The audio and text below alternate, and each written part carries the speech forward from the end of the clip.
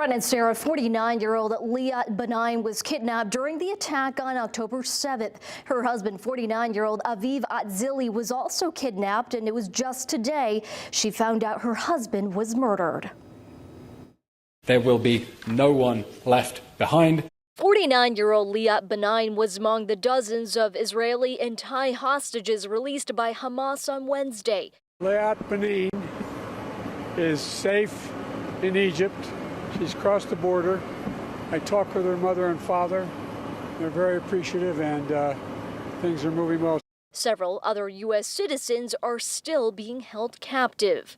We continue to get more hostages out and more humanitarian assistance in. The executive director of the Jewish Federation of Eastern Connecticut, Rachel Levy, is happy about Beinin's release, but knew it was bad news for her husband, who was murdered.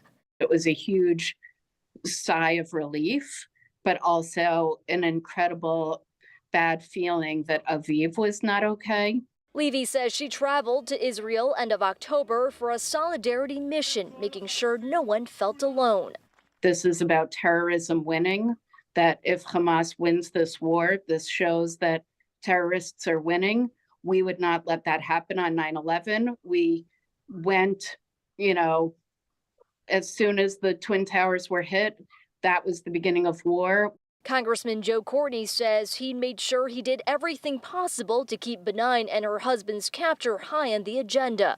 And a statement saying in part, quote, "As Liat's father powerfully stated, revenge, anger, certainly not religious fanaticism, are not part of a viable agenda to end this nonsense in the Middle East. This can't go on like this."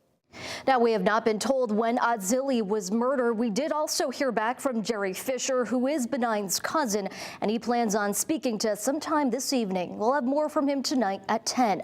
Live in the studio, Carmen Chow, Fox 61, Connecticut's news station. All right.